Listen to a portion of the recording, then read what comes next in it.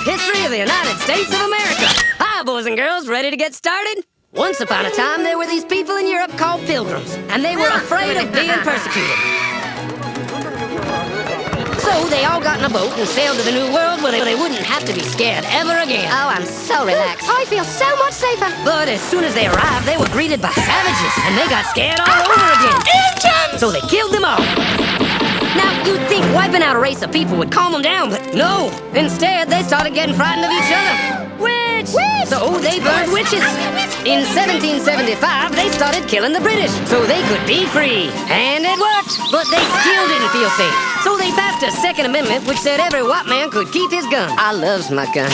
Loves my gun. Which brings us to the genius idea of slavery. You see, boys and girls, the white people back then were also afraid of doing any work. So they went to Africa, kidnapped thousands of black people, brought them back to America, and forced them to work very hard for no money.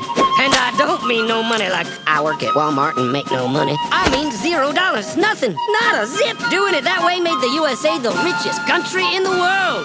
So did having all that money and free help calm the white people down? No way. They got even more afraid. That's because after 200 years of slavery, the black people now outnumbered the white people in many parts of the South. Well, you can pretty much guess what came next. The slaves started rebelling. There were uprisings, and old master's heads got chopped off. And when white people heard of this, they were freaking out and going, I want to live.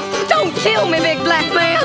Well, just in the nick of time came Samuel Colt, who in 1836 invented the first weapon ever that could be fired over and over without having to reload. And all the Southern whites were like, yeah! But it was too late. The North soon won the Civil War and the slaves were freed. Yep, they were free now to go chop all the old master's heads off. And everybody was like, oh no, we're gonna die. But the freed slaves took no revenge. They just wanted to live in peace. But you couldn't convince the white people of this. So they formed the Ku Klux Klan. And in 1871, the same year the Klan became an illegal terrorist organization, another group was founded, the National Rifle Association. Soon politicians passed one of the first gun laws, making it illegal for any black person to own one.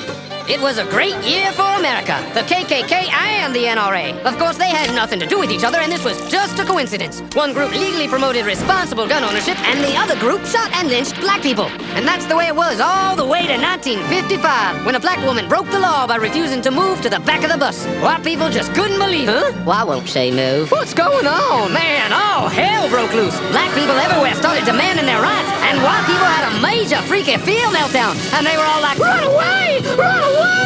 And they did. They all ran fleeing to the suburbs where it was all white and safe and clean. And they went out and bought 250 million guns and put locks on the doors, alarms in the houses, and gates around the neighborhoods. And finally, they were all safe and secure and snug as a bug.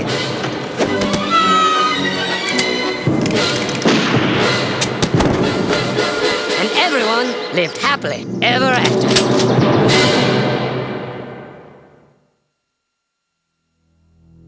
Or did they?